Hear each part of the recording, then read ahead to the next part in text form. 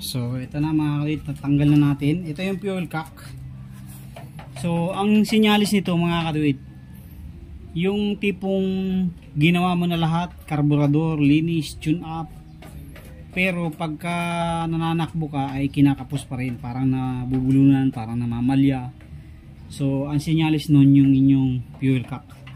Maaring mahina na ang gas ng ampid ng gas, or maaring lumalabas na yung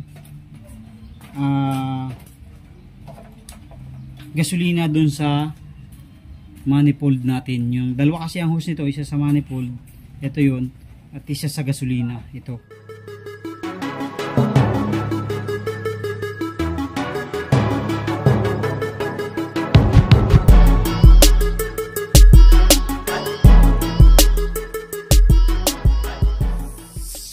Yo, what's up mga kaduit? Ayan, at nagbabalik yung isa natin tropa, yung inayos natin nung nakaraan. Naglinis tayo ng, palit tayo ng clutch lining, palit tayo ng o-ring, torque drive nilinis natin, pinalitan ng mga o-ring. So nagbabalik siya dahil papalitan natin ng fuel cock. Ito ordinary lang kasi yung walang budget din yung may-ari nito eh. So nagtanong tayo ng orig, meron namang makukuha ng orig, kaso ang mahal 1.2. So replacement lang muna yung ating kinuha para pamalit. So ano din naman to, tatagal din naman to, mga 2 taon tatagal din siya. So yun nga lang, hindi talaga siya sing heavy duty ng original. Okay, so baklasin muna natin tapos palitan natin, tatanggalin natin yung tangke niyan eh. So ito na mga katit, talagang baklas lahat, flarings tanggalin natin magkabila, tapos tornilyo dito. Kahit hindi na tong hindi na natin tanggalin tong U-box, dalawa yan magkabila, tapos 4 sa ating tornilyo rito para dun sa ating handlebar. Ayan yung grab bar, ayan. So ito yung tatanggalin natin. Ayan, tatanggalin natin yan, dalawa na yan, tapos bubunutin natin. Hindi kasi natin pwedeng ilayin pataas yan na hindi pa natin natatanggal to. Ayan.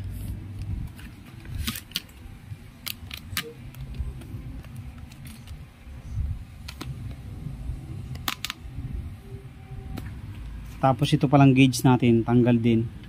Bubunot lang naman yan. Kasi baka pag hinila natin, biglang mahatak at masira yung wire. So maganda tanggalin rin natin yun muna bago natin siya hatakin.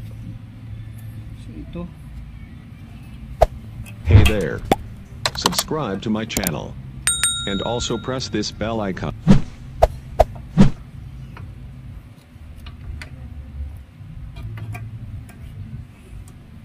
Grabe pala kamahal ng ano na yan, fuel cock na yan.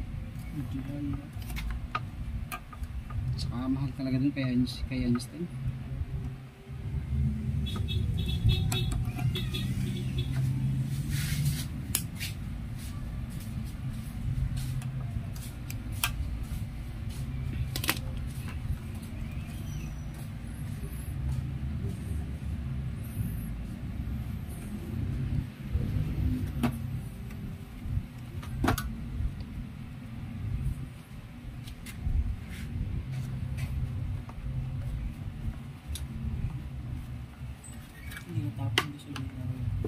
Hindi nga natapon yan.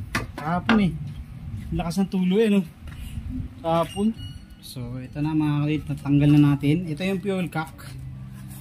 So ang sinyalis nito mga kaduit, yung tipong ginawa mo na lahat, karburador, linis, tune up, pero pagka nananakbo ka ay kinakapos pa rin, parang nabubulunan, parang namamalya.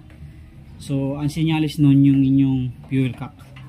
Maaring mahina na ang gas ng ampid ng gas, or maaring lumalabas na yung gasolina dun sa manifold natin. Yung dalawa kasi ang hose nito, isa sa manifold, ito yun, at isa sa gasolina, ito. So ito kasi yung hinihigop. Pag hinigop niya ng manifold to, ihigupin niya yan, bubukas ngayon yung gasolina, tutulo dito. So yun yung trabaho nitong isang hose nito. Kaya pagka ang hose nyo dito ay nabutas, may tendency na hindi niya mahigop at hindi lalabas yung gasolina dito, or may tendency rin naman na hihina yung supply ng gasolina. Kaya kailangan yan ay goods talaga din ang kondisyon. Medyo may kamahalan ng original nito mga katuwid, sobra. So nag-inquire ako kanina sa doon sa hindi ko supplier, kasi sa supplier ko walang supply, wala silang stock ng original. So nagtanong ako sa ibang shop, ang bigay sa akin 1.2. Grabe kamahal. Medyo may kamahalan pala talaga kakayan. So kaya ang nag-decide na lang ako na yung replacement na lang ang kuhanin natin, Thailand brand, KSR. Okay din naman yan, tatagal na rin naman yan. So lalo na kung ang ating owner ay medyo tight budget at nagtitipid, so talagang mabigat. So plug and play lang naman yan, mayroon na yung o-ring. Kahit hindi naman yan sobrang higpit ng todo, basta lumapat lang ay okay na yan. Kasi yung o-ring yan nakaalsa, ayan, mataas yung o-ring yan. So yan yung magsisilbing trap ng gasolina para hindi siya tumagas.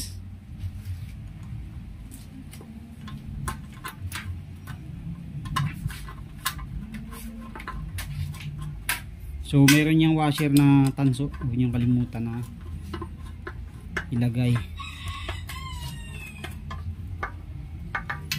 So mas madali lang magkabit dito. Ang mahirap lang dito yung pagtanggal ng mga flarings, medyo matagal. Okay, so ayos na, tapos na agad, yun lang. Ayun, dapat pag ginanyan nyo siya hindi siya tumutulo, kasi pag tumutulo siya ibig sabihin sira, defective, or sira na yung inyong fuel cap. Parang ang style kasi niya yung fuel pump din eh, diba, sa mga FI na motor, kapag umaandar lang saka lang siya magsusupply ng gasolina. So sa Mio Sporty ganito rin, pero kapag nagtitipid ka talaga, pwede mo nang patayin to, dire-diretso yung labas ng gasolina para sa mga wave. Ang magkocontrol na lang sa iyo dun sa magkocontrol na lang ng gas ay yung carburetor, yung floater valve nyo, yung floater valve. Kailangan yun condition din para hindi mag overflow. Okay, so ikabit na natin ulit, ibalik na natin kasi nagbabadya na naman ang ulan. Nung nakaraan ay nabutan kami ng pagkalakas-lakas na ulan. So ngayon parang ulan na naman, kaya ating ikabit na ulit to.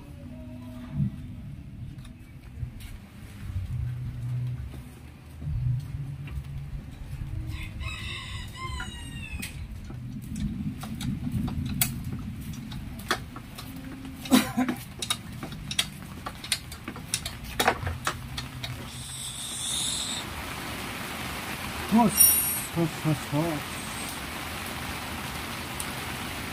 Ito munang ilalim. Yun muna natin.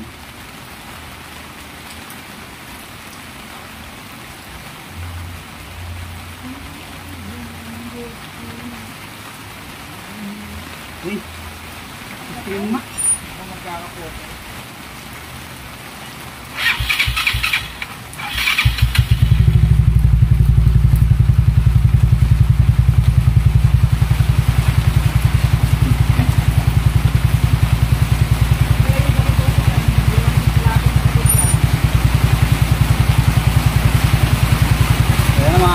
Natin, nabutan na naman tayo ng malakas na ulan. I-rev mo nga, rev mo. Ayos na, no?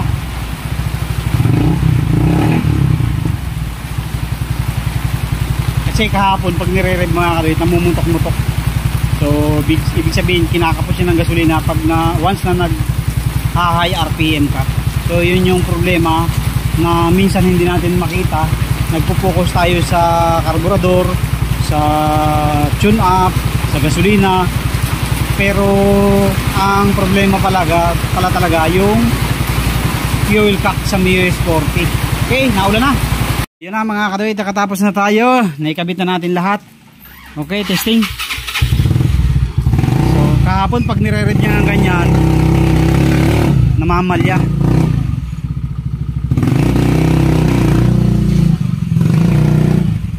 So masusubukan niya yun kung anong magiging status niyan. Templahin mo na lang sa carb pagka ano. Sige, salamat. Thank you, ingat.